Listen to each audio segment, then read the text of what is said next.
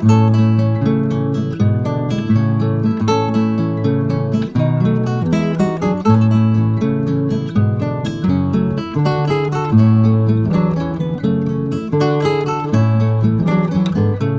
frères et sœurs en Jésus-Christ, notre Sauveur, je vous salue et je vous souhaite la bienvenue sur cette plateforme qui s'appelle « Entrer dans la perspective divine ».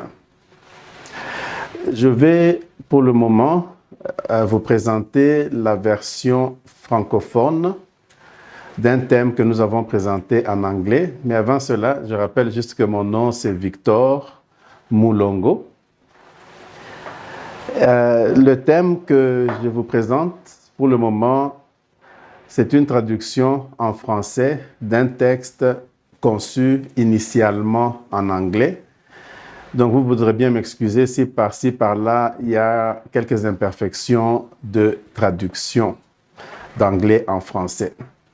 Le titre de notre sujet de ce jour est « Qu'il soit un ». Qu'il soit un. Nous nous rappellerons que c'était une recommandation de notre Seigneur Jésus-Christ qui avait demandé que tous les chrétiens, tous ceux qui se réclament d'être chrétiens, d'être adorateurs de notre Seigneur Jésus-Christ, nous devons être dans une certaine unité d'esprit. Maintenant, il y a quelque chose qui est assez dommage de nos jours, c'est le fait que de plus en plus, un chrétien, il est plus probable qu'il ou qu'elle soit critiqué par un autre chrétien ou une autre chrétienne à propos de ses croyances chrétiennes plutôt que par un non-chrétien. Et il est triste de savoir et de constater que les différents segments du corps de Christ, les différents segments de l'Église universelle de Jésus-Christ, tendent à se considérer comme des rivaux, tendent à se considérer comme des personnes qui sont en compétition, plutôt que des personnes qui sont en train d'adorer le même Seigneur Jésus-Christ. Il est pourtant un fait que, surtout en ces temps de la fin, l'Église universelle de Jésus-Christ a un besoin urgent de se réveiller à quelque chose de très important qui est aussi une arme spirituelle, c'est-à-dire l'unité. À la fin de son ministère terrestre, le Seigneur Jésus-Christ avait prié, avait formulé une prière qui incluait la nécessité de cette unité. Cela est contenu dans l'évangile de Jean, chapitre 17, verset 21. Je suis en train de traduire de la version anglaise en français, donc ceci pourrait ne pas être identique aux traductions classiques francophones de la Bible, mais c'est sûr que le fond est le même. Jean chapitre 17, verset 21. « Afin qu'il soit un, comme toi, Père, tu es en moi. » C'est le Seigneur Jésus-Christ qui est en train de prier à son Père. « Afin qu'il soit un, comme toi, Père, tu es en moi, et moi, je suis en toi. Que eux aussi soient un en nous, afin que le monde puisse croire que tu m'as envoyé. »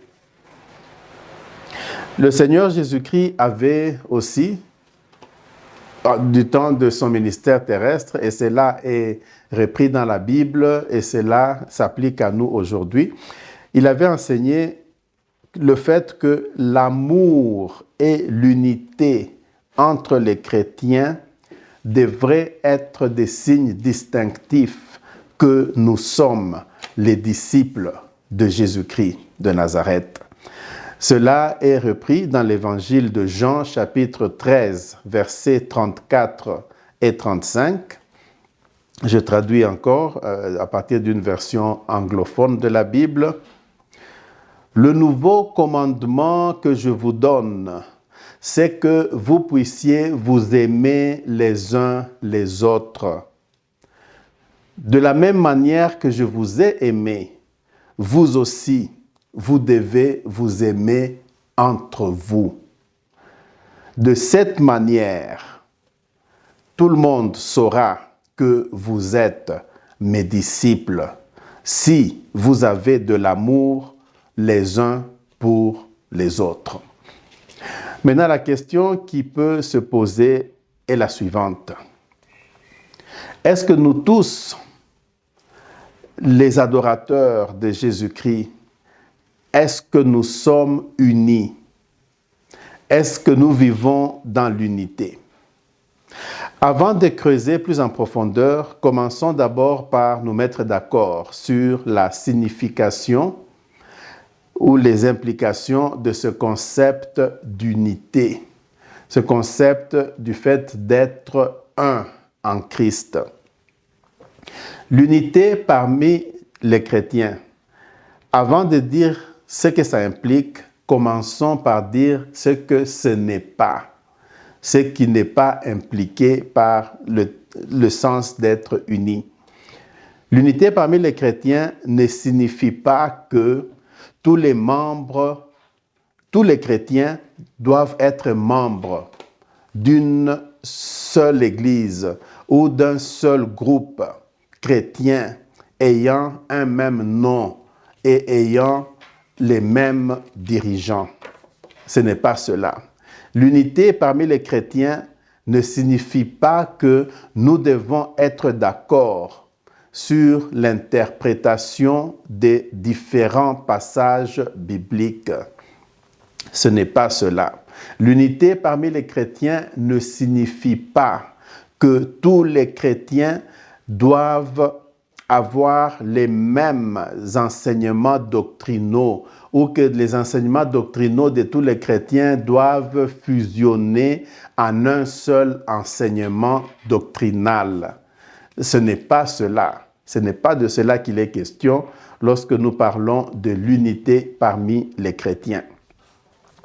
L'unité parmi les chrétiens devrait inclure la reconnaissance que les autres chrétiens, ces autres chrétiens-là, dont la congrégation, le nom de leur congrégation, le nom de leur groupe, le nom de leur église est différent du nom de l'église auquel j'appartiens ou de l'église dont je suis membre. Ces autres chrétiens qui ont un style d'adoration différent de notre style d'adoration dans notre Église. Ces autres chrétiens qui interprètent ce passage biblique-là différemment de nous, tel qu'on le fait dans notre Église. Ces autres chrétiens-là, les reconnaître que ce sont en fait toujours des vrais adorateurs de Jésus-Christ, que ce n'est pas seulement moi et ma congrégation et mon église et mon groupe chrétien qui sommes les vrais chrétiens, mais reconnaître que les autres chrétiens, tels que je venais de les décrire, sont aussi des vrais adorateurs de Christ et qu'ils sont mes frères et sœurs en Christ.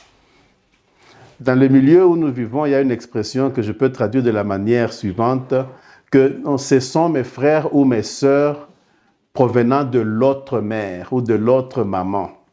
Il y a une expression qui parle un peu de cette manière.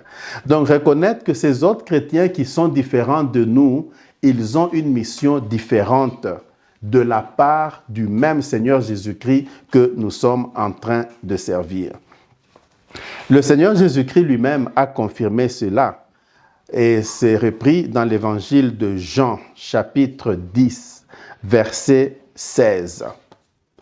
Et là-dedans, nous allons essayer de lire le passage en question avant de commenter. Jean, chapitre 10, verset 16.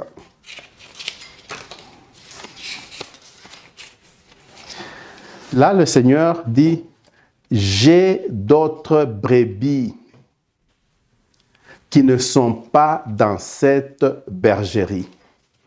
Je dois aussi les amener. Eux aussi entendront ma voix. Et il y aura alors un seul troupeau et un seul berger. Donc là, nous voyons le Seigneur Jésus qui nous informe que, à part vous qui êtes avec moi, j'ai d'autres brebis qui ne sont pas dans cette bergerie où vous êtes. Eux aussi vont entendre ma voix. Et il y aura un moment où je vous mettrai ensemble. En ce temps-là, alors, il y aura un seul troupeau et une seule bergerie. Un seul troupeau et un seul berger. Et nous voyons aussi le Seigneur qui parle dans Jean chapitre 12, verset 30. Nous allons lire cela, parce que là, le Seigneur utilise un terme sans équivoque, où il est en train de dire que toute personne qui n'est pas unificateur avec lui, c'est un disperseur, c'est quelqu'un qui est en train de disperser. Ou on est en train de travailler à l'unité dans le corps de Christ avec le Seigneur Jésus. Si on n'est pas en train de le faire, ça signifie qu'on est de ceux qui sont en train de disperser le troupeau de Jésus-Christ. Lisons cela dans Jean chapitre 12, verset 30. Le Seigneur Jésus dit, « Toute personne qui n'est pas avec moi est contre moi. Et toute personne qui n'est pas en train de rassembler avec moi est en train, en fait, de disperser. » Donc, agir contre l'unité au sein du Christ, du corps de Christ, signifie qu'on est en train de disperser le corps de Christ. Et le Seigneur Jésus-Christ lui-même déclare qu'il est contre cet état de choses. Déjà, à ce stade, j'aimerais amener un certain équilibre dans ma présentation, dans cette présentation, et dire que le Seigneur Jésus-Christ ne nous encourage pas de donner, en nous parlant d'unité, il n'est pas en train de nous encourager à donner un chèque blanc, comme on dit, à toute personne ou à tout groupe chrétien qui se réclame d'être chrétien. Parce qu'il est bien connu que parmi les cercles chrétiens, il y a eu l'infiltration de l'ennemi de nos âmes. Nous connaissons l'ennemi de nos âmes, c'est le diable, ainsi que ses agents. L'infiltration au sein du corps de Christ, de l'Église universelle, l'infiltration de l'ennemi, nous savons que cela a eu lieu déjà. Et c'est ainsi que dans Matthieu chapitre 7, verset 15, le Seigneur, le même Seigneur Jésus-Christ, nous donne un avertissement. Nous allons lire ce passage, Matthieu chapitre 7, verset 15. « Soyez vigilants afin d'identifier les faux prophètes. Ils viennent à vous en vêtements de brebis, mais au-dedans, ce sont des loups ravisseurs. » Donc le Seigneur Jésus nous avait déjà averti que des loups ravisseurs qui se revêtent de vêtements de brebis infiltrent les brebis qui sont nous, les personnes qui suivons et qui adorons le Seigneur Jésus-Christ. Donc il n'est pas question au nom de l'unité d'accepter ou d'intégrer l'infiltration des agents de l'ennemi parmi nous. Et de plus, la parole de Dieu nous recommande clairement de ne pas être en accord, de ne pas être dans l'unité avec les agents des ténèbres. Et cela est repris, entre autres, dans Éphésiens chapitre 5, verset 11. Nous allons lire Éphésiens chapitre 5, verset 11. N'ayez aucune communion avec les œuvres infructueuses des ténèbres, mais plutôt exposez-les. Donc, ne prenez pas part aux œuvres infructueuses des ténèbres, mais plutôt exposez-les. Donc, la parole de Dieu qui nous recommande à l'unité, mais nous recommande aussi à une certaine vigilance, afin que nous ne puissions pas être infiltrés. Et un autre exemple, en fait, où le Seigneur Jésus-Christ lui-même, dans un exemple qui est donné dans le livre de l'Apocalypse, chapitre 2, versets 19 et verset 20. Là, nous y voyons, nous savons que les paroles du Seigneur Jésus-Christ qui sont reprises dans le livre de l'Apocalypse, c'était après la mort, la résurrection et l'ascension de notre Seigneur Jésus-Christ. Donc, c'est après qu'il ait déjà quitté la terre physiquement que ces paroles ont été enregistrées. Donc, nous y voyons encore le Seigneur. Lisons cela, Apocalypse, chapitre 2, versets 19 et 20. Verset 19, « Je connais tes œuvres, ton amour, ton service, ta foi et ta patience. Et pour tes œuvres, les dernières sont plus nombreuses que les premières.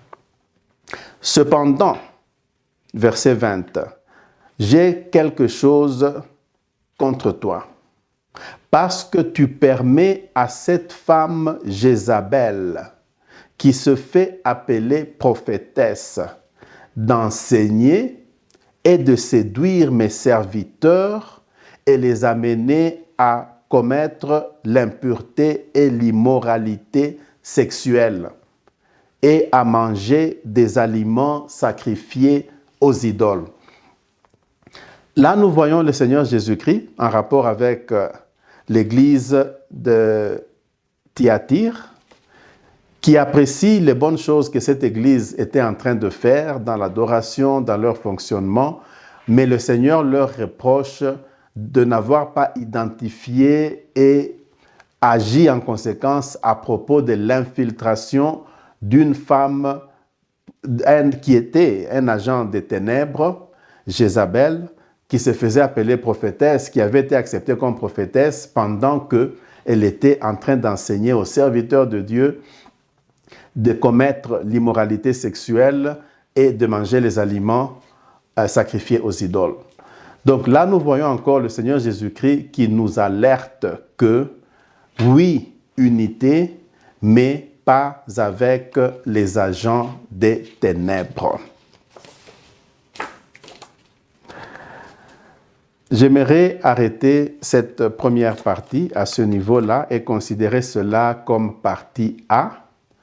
Et je vais revenir avec la partie B afin que nous puissions répondre à la question: est-ce que nous, les chrétiens, nous, les adorateurs de Jésus-Christ, sommes-nous vraiment unis à ce temps dans l'histoire? Cela va faire partie donc de la partie B de cet exposé intitulé « Qu'il soit un en Christ ». Je vous remercie pour votre attention. Nous allons prier pour clôturer cette partie. Seigneur Jésus-Christ, nous te rendons grâce. Nous te remercions pour tes enseignements, nous te remercions pour le salut que tu nous donnes. Nous te remercions d'être notre Dieu, de nous avoir rachetés par ton sang précieux. Nous te remercions de nous enseigner afin que nous puissions nous réveiller à l'unité.